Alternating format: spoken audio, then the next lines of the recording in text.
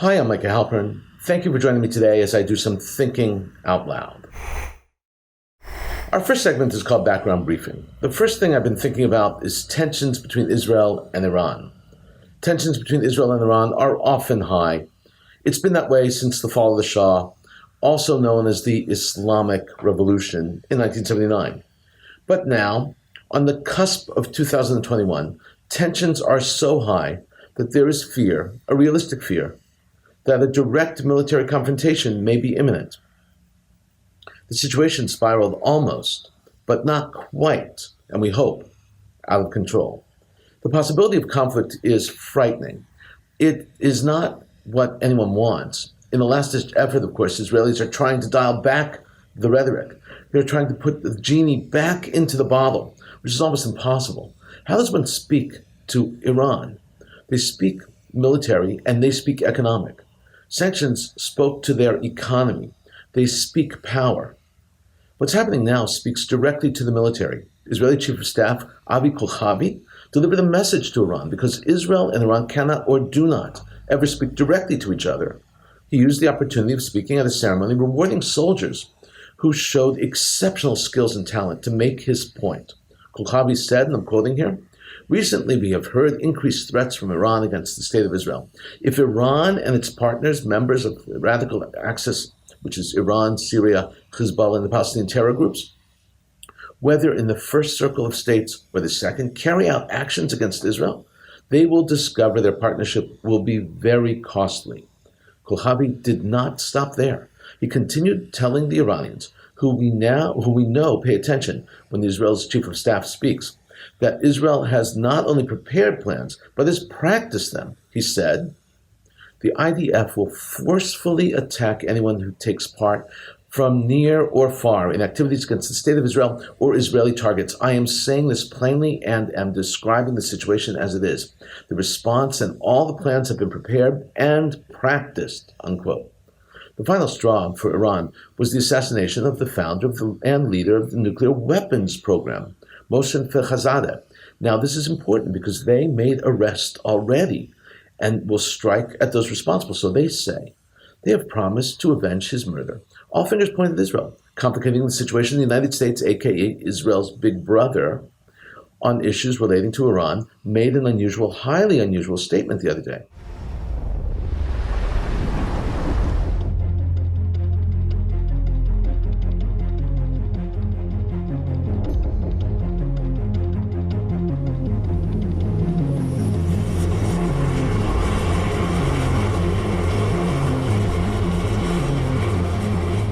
U.S. Navy announced that the USS Georgia, a nuclear submarine, was in the Strait of Hormuz, off the coast of Iran. They said the sub was escorted by 2 guided missile cruisers, and they have also released the names of those cruisers, the USS Port Royal and the USS Philippine Sea. The statement read, "The nuclear-powered Ohio-class guided missile submarine, the USS Georgia, along with the guided missile cruisers, USS Port Royal and USS Philippine Sea, transited the Strait of Hormuz, entering the Arabian Gulf." U.S. nuclear subs are virtually undetectable. They can stay underwater forever, and that is their strength. It's their secret. A nuclear sub of this type carries at least 154 Tomahawk Smart missiles.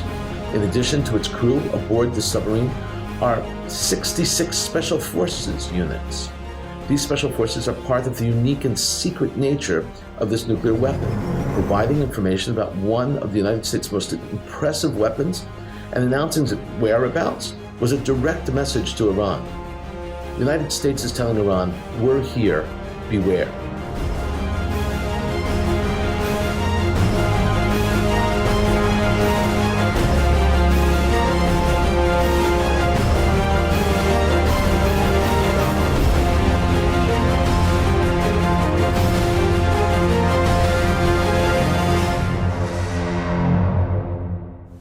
If the message from the United States was not clear enough and the warning enough for Iran, Israel chimed in as well. Israel announced that one of their advanced submarines is also in the area. They announced that the Israeli sub crossed through the Suez Canal on its way to the Persian Gulf. Now, this is critical, as the Sunnis call it the Arabian Gulf. In order for any Israeli submarine, or any submarine at all, to cross the Suez Canal, the Egyptians needed to be informed. The sub surfaced in order to pass through the canal. It also surfaced as it approached the Arabian Gulf. These parallel submarine gestures were clearly coordinated between the United States and Israel. In action and in word, the United States and Israel were making a statement. Iran has been behind 3 attacks against the United States facilities since October. The latest was an attack against the U.S. Embassy in Iraq. Iran is restless. Iran's leadership is making bold gestures. The intensity of their attacks against the U.S. interests will increase.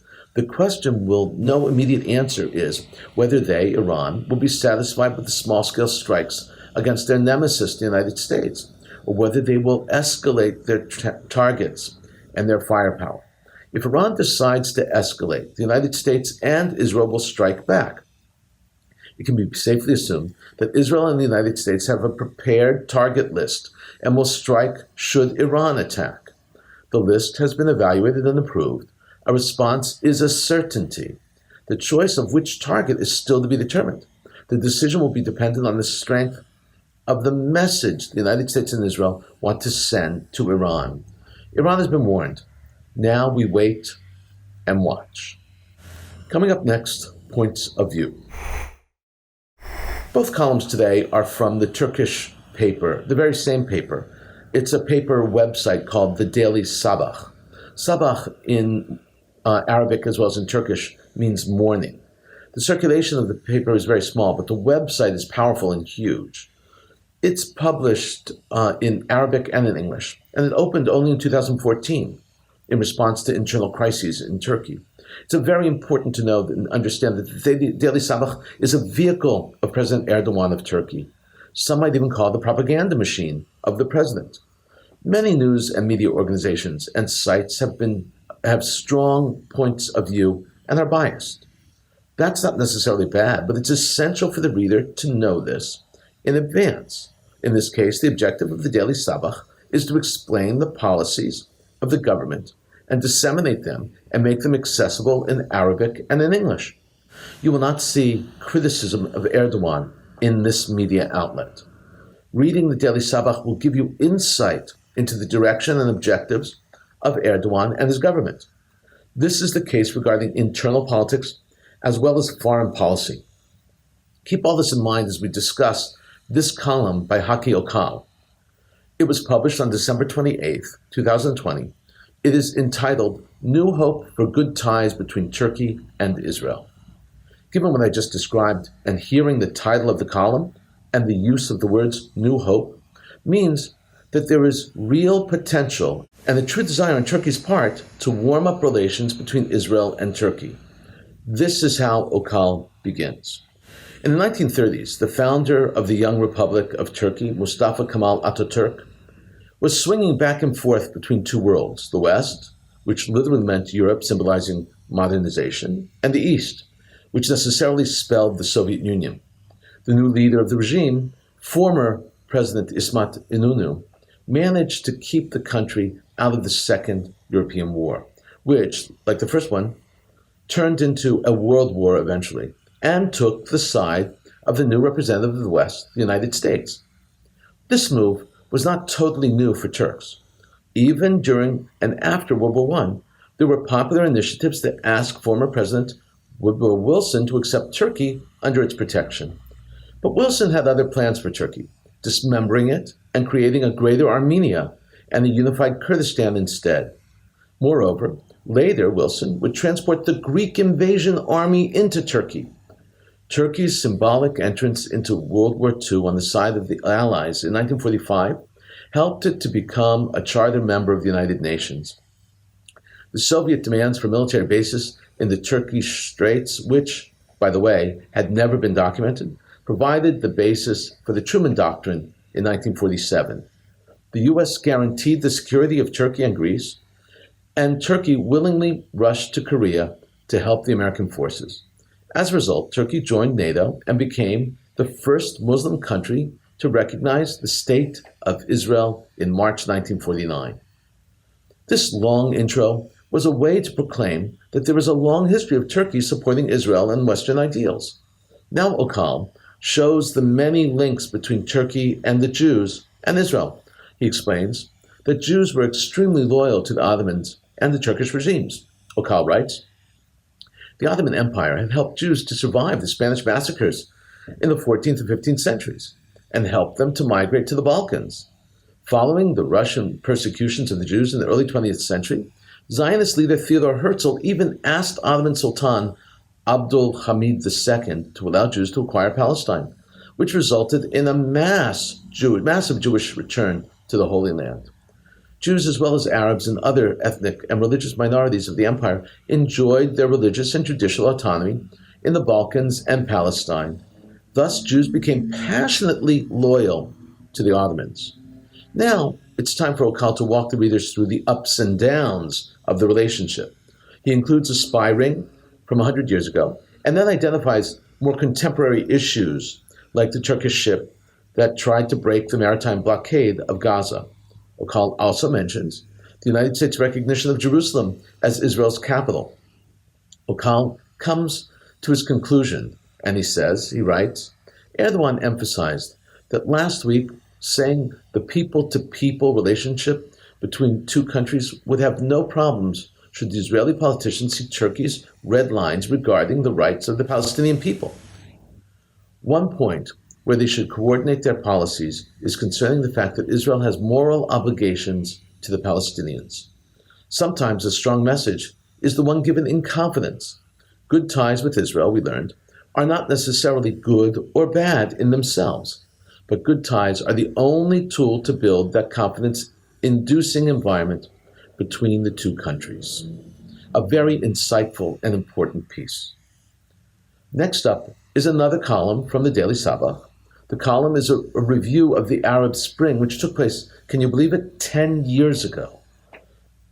It's entitled Arab Spring, a flashback to past 10 years. This column is written by Bernardine Duran and was published on December 23, 2020. Duran begins by setting the stage of the Arab Spring, how it began and how it stopped. Duran writes, a decade passed since the December 2010 self-immolation of Mohammed Bouazizi, a Tunisian street vendor who set off mass protests in the Arab world. The wave of democratization, which began with the Jasmine Revolution in Tunisia, took down the authoritarian leaders of Egypt, Libya, and Yemen, whereas the uprising in Bahrain was crushed thanks to Saudi Arabia's military intervention. Iran and Russia ensured the survival of Bashar Assad's regime in Syria. Millions of Arabs who took to the streets and demanded dignity, human rights, freedom, and democracy were shunned by the United States and the European Union, and ultimately silenced by the counter-revolution orchestrated by the Gulf status quo regimes. Within less than 3 years, the Arab Spring had already turned into the darkest of winters. The final nail in the Arab Spring's coffin was the ouster of Mohamed Morsi, who became Egypt's first democratically elected president in 2012 by General Abdel Fattah el-Sisi in July 2013. Now Duran describes Israel's activities and Turkey's role in the aftermath of the Arab Spring. This is how he puts it. Over the last decade, Israel scored major wins almost without lifting a finger. There is no Arab country left to stand in its way now, and it emerged as the anti-Iran bloc de facto leader with the help of the United States President Donald Trump. Nowadays, the Arab rulers who abandoned the Palestinian cause are waiting in line to normalize their relations with Tel Aviv. Iran has built a militia empire between Lebanon and Yemen, and has been somewhat tamed thanks to the Trump administration's maximum pressure policy. The United Arab Emirates, the UAE, greed not only divides the Gulf, but also weakens the Arab world vis-a-vis Russia. Turkey, Iran, and Israel. Having failed in Yemen, Saudi Arabia and the United Arab Emirates waste their resources on anti-Turkish plots. In recent years, they lost Syria, Iraq, and Lebanon, as their position has weakened in Libya. Israel's protective umbrella won't be enough to shelter them from Iran, as Tehran hopes to recover from its losses under the Biden administration's watch. Let it be clear Tel Aviv's priority is to protect itself from Iranian proxies, not save others from them. A decade later, Turkey undoubtedly remains the most prominent country in the post-Arab revolt period. Its experience with democracy served as an example for those riots and the country's post-2013 struggle, and fresh moves since 2016 turned out to be a success story. Duran concludes his column, not at all surprisingly, with praise of President Erdogan of Turkey. Erdogan was the only leader to speak up against the international system's unfairness in 2009, and he remains the only such leader today. The Arabs, therefore, continue to follow the Turkish experiment very closely. Next month, Joe Biden will become America's third president since the Arab revolts. The former vice president's agenda is unlikely to have a democratizing effect on the Middle East and North Africa. At most, the United States will reinstate its nuclear deal with Iran to create a fresh balance of power among regional powers. For us, this issue, by the way, is very important. It was a very important insight, this column. Coming up next, commentary through cartoons, where pictures tell the story. I want to show you 6 cartoons and memes today. The first cartoon is predictable, but still, nonetheless, it's very funny. A wife is exasperated that her husband is non-stop noshing. She says to him, "Seriously, another cookie?" The husband answers, "One COVID symptom is loss of ability to taste food. So I like to scream myself every 10 minutes or so." This is so true. At the beginning of COVID, by the way, the loss of taste and smell were not even a symptom. They weren't even recognized. It took a few months until people made the link between that and started reporting the issue. Today, it is so prevalent that the CDC is thinking of making taste and smell a quick evaluator instead of temperature. Next up is a fun point and pun about panda bears and the pandemic. The meme reads, "On average, a panda feeds about 12 hours per day. This is the same as an adult at home under quarantine, which is why we call it a pandemic." I laughed out loud when I first read this one. Now we have an important critique of pollsters, and pollsters have failed us, and I've spoken about it, I've written about it extensively, and they continue to fail us. This cartoon depicts Uncle Sam kicking out all the pollsters. Of course, this is just wishful thinking. Despite all the repeated mistakes, polls are here to stay. Campaigns rely on them, and the media loves them, to our chagrin. Next up is a cartoon about the new reality. It's PPE, personal protective equipment, PPE. All of us have some form of PPE. Some of us have masks, some of us wear more than masks, gloves, face shields, goggles, head covering. In this cartoon, 2 parents are watching their kids go off to school in their PPE. A little boy, a little girl are covered head to toe in PPE, and the caption reads, "The kids look so cute in their new back to school clothes." It's very funny. Next meme is profound. The new generation has no idea of what happened only a few years ago, and it's getting worse and worse. I was in a conversation around the table recently, and a mother pregnant with her second child and very successful in business asked, "Did you know Amazon used to only sell books? Until that moment, I did not realize that everyone did not know that." The meme is similar to that conversation. It reads, "Kids today will never know the struggle." And there are 4 pictures. Picture number 1 of a man in a car with a collection of compact discs, also known as CDs, deciding which to put in and play. Number 2 is a picture of a videotape that reads Blockbuster videotape. Remember those stores? Remember those videotapes? They were all over the place. Picture number 3 is the connection between the connection screen of AOL. We used to spend a long time waiting for that connection. And number 4 is, of course, a CD player. Most people under 30 have no idea what these things are.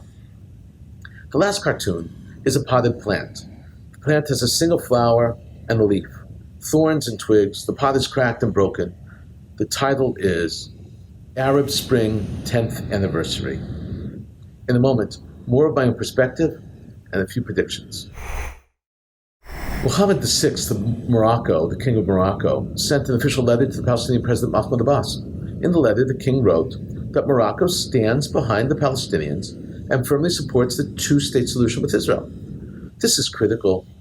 Morocco has begun to normalize relations with Israel.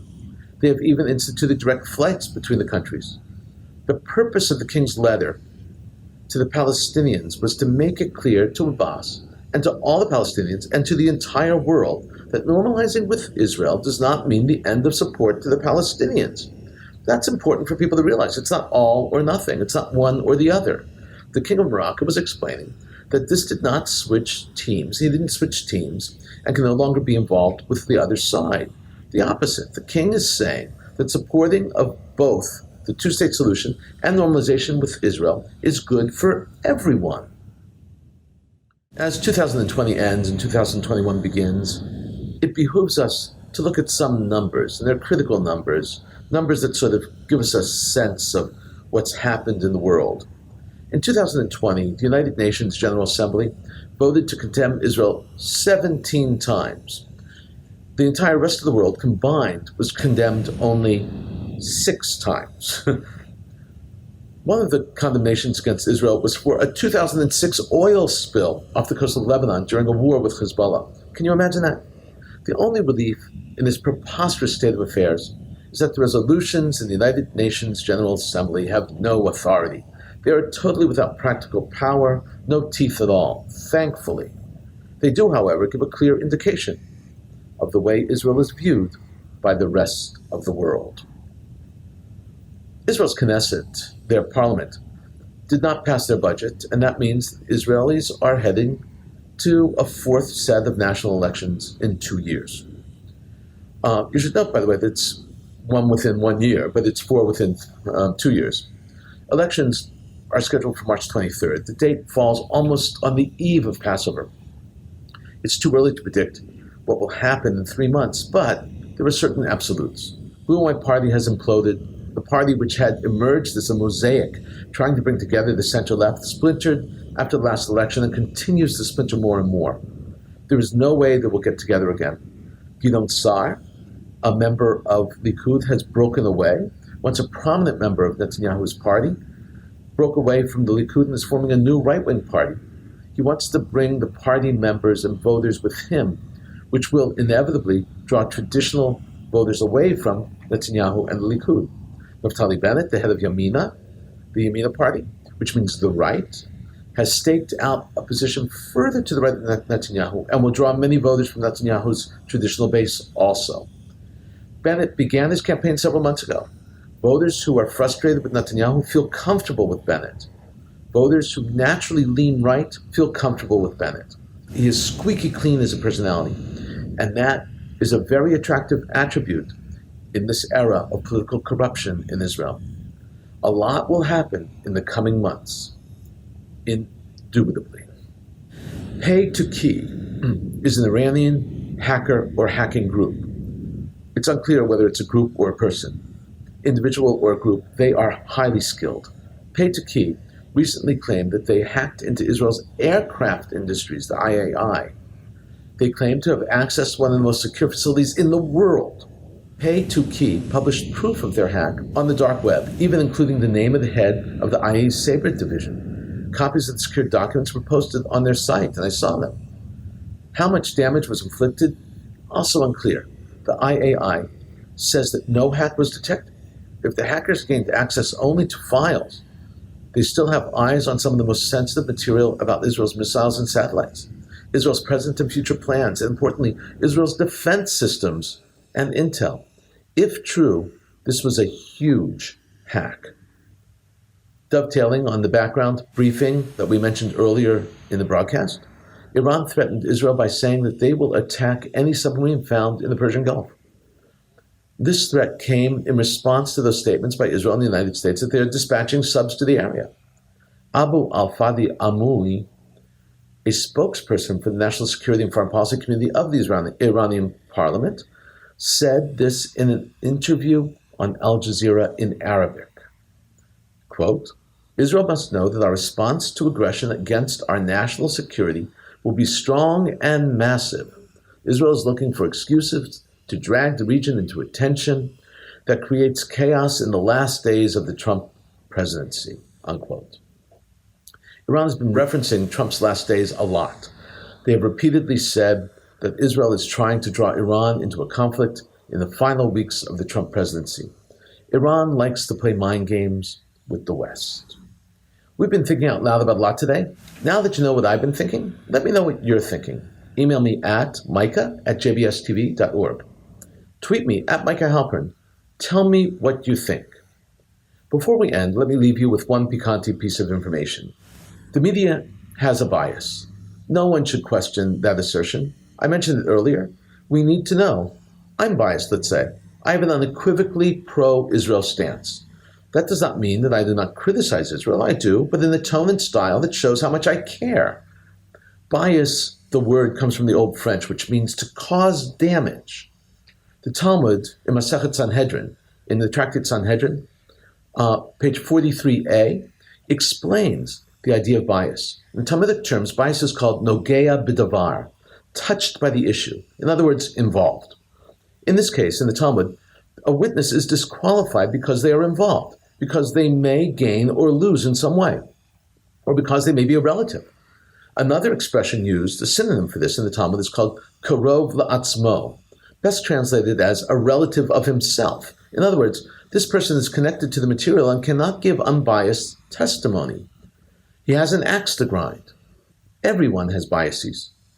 We just need to realize the biases and realize when and how those biases make their impact. Thank you for thinking out loud with me, Micah Halpern. Let's think out loud again next week on JBS.